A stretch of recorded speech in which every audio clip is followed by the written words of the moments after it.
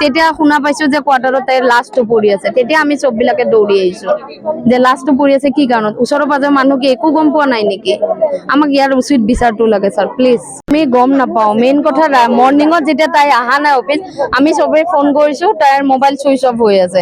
তেতিয়া মানে খবৰা খবৰি হ'ল, তেতিয়াহে গম পাইছো যে তাইক কোৱাৰ্টাৰত কোনোবা মাৰি থৈ দিছে।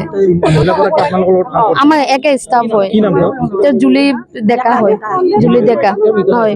হা তেওঁ বাচ্চা এজনী আছে, ছেকেণ্ড মেৰেজ কৰিছে। এতিয়া হাজবেণ্ডো গম পোৱা নাই আৰু কি হৈ আছে। আমাক এইটোৱে আপোনালোকে প্লিজ উচিত বিচাৰ লাগে আমাক, যে কি কাৰণত কি হ'ল এটা ৰাতিৰ ভিতৰতে। এইটোৱে বহুত কোৱাৰ্টাৰ আছে, সেইটোৱেতো মানুহ কোনো গম পোৱা নাই নেকি? এনেকে তেওঁ এটলিষ্ট কোনোবাই যে মাৰিছে বা কিবা, তেওঁতো কিবা এটাতো চিল্লা হেৰি কৰিব। আমি এতিয়া শুনা পাই আছো বাচ্ছাটোও ভিতৰত, মাও ভিতৰত, বাকী নাজানো আৰু। আজি ডিউটি যোৱা নাই কাৰণে আমি ফোন কৰিছো, চুইচ অফ হৈ আছে মোবাইল, চব চুইচ অফ হৈ আছে। মৰ্ণিং আমাৰতো এনে জেনেৰেল ডিউটি, এই টাইমৰ পৰা জেনেৰেল ডিউটি ষ্টাৰ্ট হয়। যেতিয়ালৈকে 9টা বাজি গ'ল, 9:30 বাজি গ'ল, তাই অফিচ গৈ পোৱা নাই।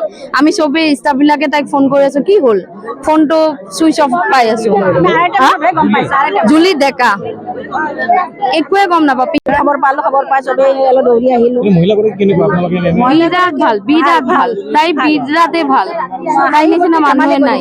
ছোৱালীজনী ক্লাছ 9ত পঢ়ে।